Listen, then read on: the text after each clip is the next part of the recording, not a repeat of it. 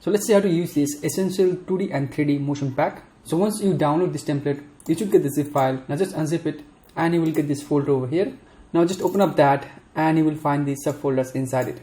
Now all you just need to do, you need to copy this exact folder in a specific file path in order to install in Fcpx.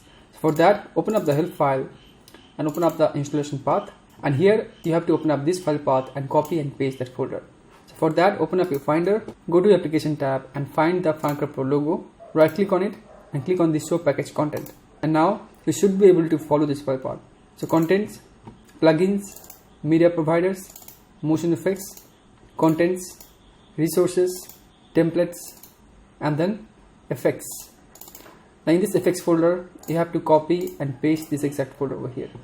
So once you do that, the template will be installed. Now you can open up Fcpx, and from this effects tab, you can find this essential 2D and 3D motion category. Now you can just drag and drop your website image, or if you have a screen recording of your website as a video file, you can also drag and drop that. Now you can just come over here. At first you will find this 2D motion. These are some basic 2D pan animation like so, and then you will find this 3D motion over here. Now if you just scrub through that, you can see the animation. Now you can just drag and drop them like so. Now if you just extend the duration, it will animate in and out depending on the duration. Now if you just come over here to this inspector tab, here you will find a bunch of settings.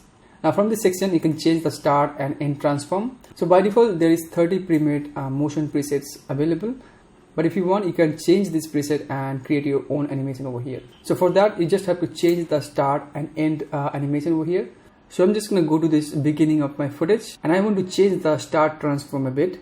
So here I can control the scale, I can control the position, and also I can control the rotation over here. And if I just go to this end over here like so, now at the end I don't like this to be completely flat, so I can just scale up a bit over here and rotate it something like that. Now if you just play back that, as you can see, it will take the start and end animation depending on your input. Then you will find this camera depth of field option.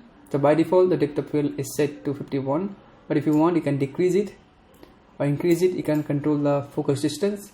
You can keyframe the focus distance. Let's suppose over here you want the focus distance to be here, so you can just click on the stopwatch icon over here, and if you just scrub through like so, if you want, you can offset it something like that.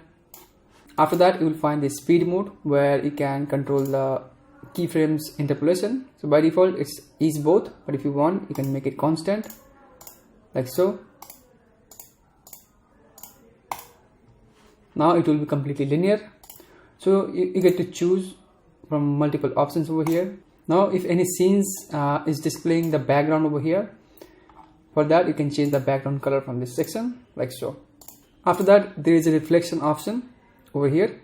So if I just see over here, as you can see, there is a reflection going on screen over here. So here you can change the reflection direction from top right to top left. As you can see, it will work something like that.